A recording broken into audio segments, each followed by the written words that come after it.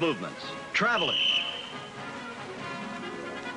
So plainly a fundamental factor in winning ways is a thorough understanding of the rules of traveling and the pivot foot. Here's how the pivot foot is established when a player receives a pass or ends a dribble. If both feet are on the floor when the ball is caught, either foot may then be used as the pivot foot. The pivot foot must stay in contact with the floor. If a player gains possession while only one foot is on the floor, that foot is the pivot foot. While the ball is held, that foot must remain in contact with the floor. If both feet are off the floor when the ball is received, the pivot foot is determined by how the player alights. If both feet touch the floor simultaneously, then either foot can be used as the pivot foot.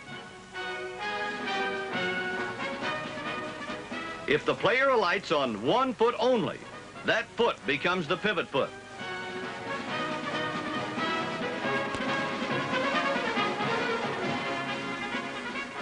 However, if the player alights on one foot, then jumps and lands on both feet simultaneously, he may not pivot. Both feet must stay in contact with the floor while the ball is held.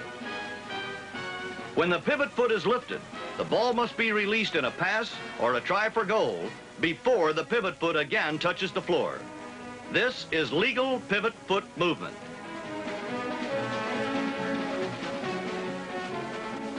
So is this so-called crossover step. Some inexperienced officials have mistakenly called this traveling. Notice the pivot foot remains on the floor until it's lifted for the shot.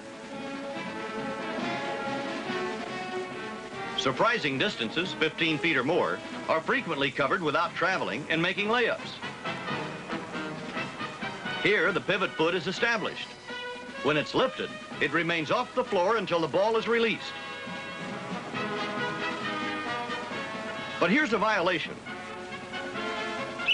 The pivot foot touches the floor again before the ball is released. Traveling.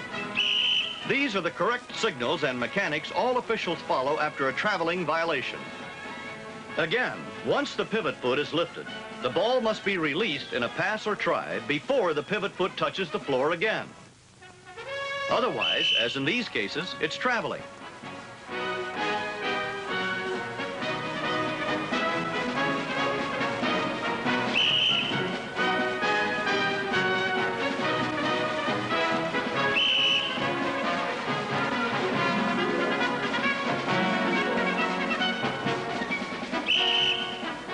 And here, because neither foot is a pivot foot, neither can be lifted and then returned to the floor before the ball is released in a pass or try. And the pivot foot may not be lifted at all before the ball is released in starting a dribble. Watch this again. Lifting of the pivot foot before starting the dribble. Traveling.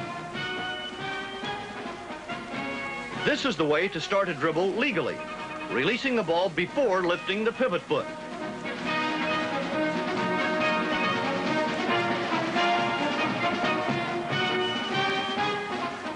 Let's look at the rules governing the dribble. During a dribble, there are no restrictions on the dribbler's foot movements. It's impossible for a player to travel while dribbling legally.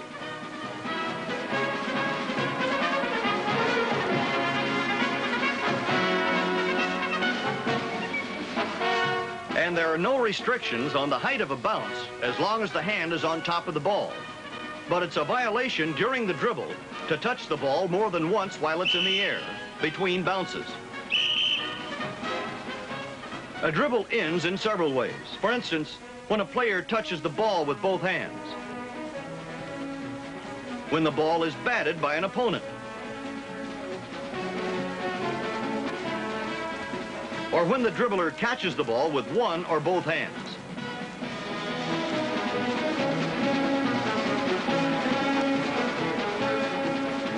Palming the ball like this is the same as catching it. It ends the dribble. When a dribble is ended, as here when the ball is carried, it's a violation to dribble again.